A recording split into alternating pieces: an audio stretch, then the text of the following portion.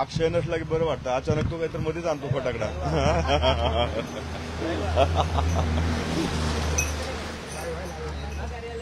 कुठं पार्टी ऑफिसला आहे?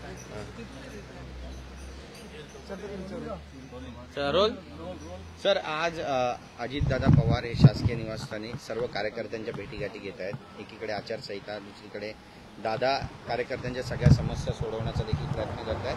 आजची या ठिकाणची बैठक किती महत्वाची असणार, कारण एफआय होऊन सगळे नेते आता या ठिकाणी येतात. अनेक लोक आहेत जे दादांना भेटण्यासाठी या ठिकाणी आलेले आहेत. नेहमीप्रमाणे दादा सर्वसामान्य लोकांना भेटण्यासाठी या ठिकाणी उपलब्ध आहेत. या ठिकाणाहून संघटनात्मक किंवा भविष्यातल्या निवडणुकाचं नियोजन यासाठी आज या ठिकाणी बैठका होत आहेत. त्यासाठी बरेचसे नेते ज्या लोकसभामध्ये आम्ही लढणार आहोत त्या ठिकाणची रणनीती ठरवण्यासाठी आजची ही दादांच्या गाठीभेटी चालू आहे. आज किंवा उद्यापर्यंत आमच्या जागा फायनल होतील. वरिष्ठ नेत्यांच्या माध्यमातून हे आपल्याला त्या ठिकाणी समजलं जाईल.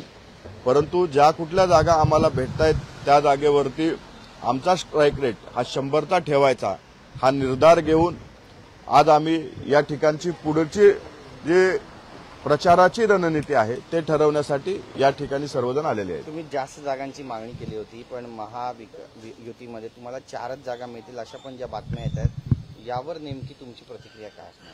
4 जागाच्या संख्येचे जनक हे रोहित पवार आहेत. माध्यमामध्ये अशा पद्धतीचं पिल्लू सोडून एक चर्चेत राहण्याचा प्रयत्न रोहित पवारांकडनं केला गेलेला आहे. परंतु राष्ट्रवादी काँग्रेस पक्षाला सन्मानजनक जागा हे महायुतीमध्ये भेटतील आणि त्या भेटतीलच नाही तर त्या निवडून आणण्यासाठी महायुती पूर्णपणे ताकदीनं उतरेल.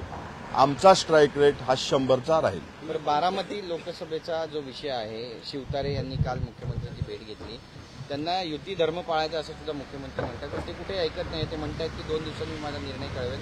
आजची जी घडामोड आहे त्यानुसार कार्यकर्त्यांच्या बऱ्याचशा टीम आहेत ज्या त्यांनी तयार केलेल्या आहेत आणि 2 दिवसांनी विजय बापू पुन्हा मुख्यमंत्री उपमुख्यमंत्र्यांची चर्चा करण्याची माहिती आहे. आणि काल देखील त्यांनी जी विधानं केलेली आहेत अजित पवारांबद्दल, याबद्दल काही बोलू इच्छिता का तुम्ही? कारण ज्या पद्धतीने भाषेचा वापर केला. विजय शिवतारे हे महायुतीमधले घटक मित्र पक्षाचे पदाधिकारी आहेत. त्यांनी जी काही भूमिका मांडली मला वाटतं त्याच्याबद्दल महाराष्ट्राचे मुख्यमंत्री एकनाथरावजी शिंदे साहेबांनी त्यांच्याशी चर्चा केलेली आहे. कुणाला निवडणूक लढायची असेल तर आपल्यामध्ये आपण लोकशाही आहे, बंधनं नाहीत. कुणीही निवडणूक लढू शकतो. विजय शिवतारेंना मी एवढं सांगू इच्छितो की मागच्या वेळी आम्ही सांगून तुमचा पराभव केला होता. यावेळी तुमचं सांगून डिपॉझिट जप्त करू. अजितदादाबद्दल तुमची भाषा चालू आहे, ती भाषा खपवून घेतली जाणार नाही. आम्ही इथं नाही तर पुरंदरमध्ये येऊन सुद्धा तुम्हाला समजावून सांगू शकतो, हे त्यांनी लक्षात ठेवावं. दादांमुळे माझी किडनी गेली, हार्ट गेला असं सुद्धा ते म्हणाले. असं दादांमुळे हे गेलं, दादांमुळे ते गेलं, कारण मला वाटतं त्यांना डॉक्टरची नितांत गरज आहे. त्यांच्या किडनीवर नाही तर डोक्यावर परिणाम झाला की काय असं आम्हाला वाटायला लागलंय. कारण एखादी गोष्ट करत असताना त्याला जबाबदार हे दुसऱ्याला पकडणं कितपत योग्य आहे.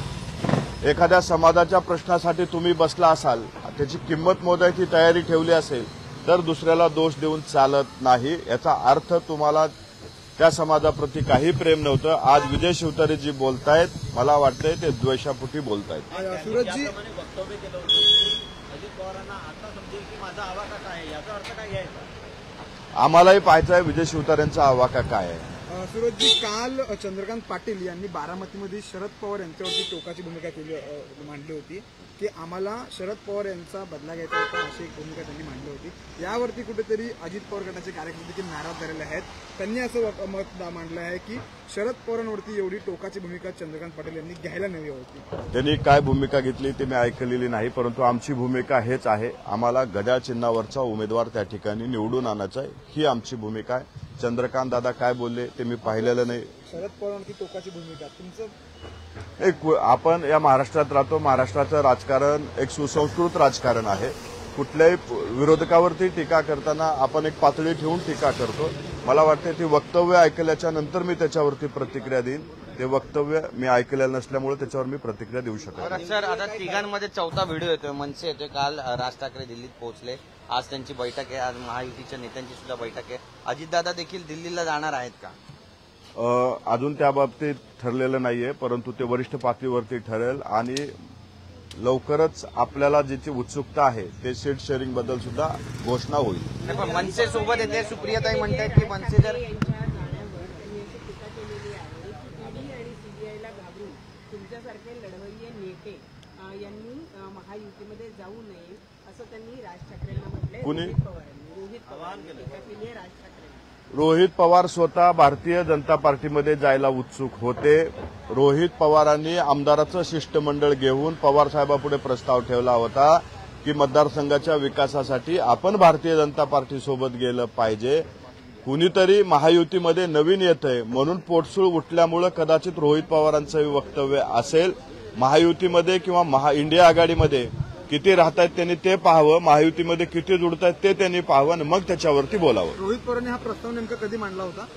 सुरुवातीच्या काळामध्ये रोहित पवारांनी स्वतः यशवंतराव चव्हाण प्रतिष्ठान येथे आमदाराचं शिष्टमंडळ घेऊन जाऊन पवार साहेबांच्या समोर प्रस्ताव मांडला होता की मतदारसंघाच्या विकासासाठी भारतीय जनता पार्टीसोबत गेलं पाहिजे असा प्रस्ताव त्यांनी मांडला होता.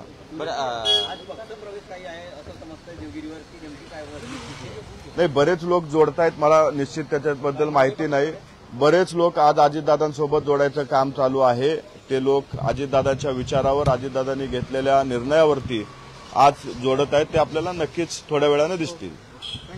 तर सुप्रियाताईंनी म्हटलंय की मनसे जर महाविकास आघाडी सोबत आली तर त्यांचं स्वागत केलं जाईल, मान सन्मान मिळेल. खरं तर ह्याच सुप्रियाताई आहेत ज्या काही दिवसापूर्वी सुपारी घेऊन महाराष्ट्र नवनिर्माण सेना काम करते असं म्हणत होत्या. मग आज सुप्रियाताईंनी जी मनसेला ऑफर दिली आहे ती सुपारी देऊन केली आहे की त्यांची ताकद बघून केली आहे हेही त्यांनी सांगावं. कारण आज राज ठाकरे हे महायुतीच्या नेत्यांना भेटत आहेत. भविष्यात ते त्यांचा निर्णय जाहीर करतील. पण एखाद्याबद्दल वक्तव्य करत असताना आपण याच्यापूर्वी त्याच्याबद्दल काय बोललो हे सुद्धा त्यांनी लक्षात ठेवावं.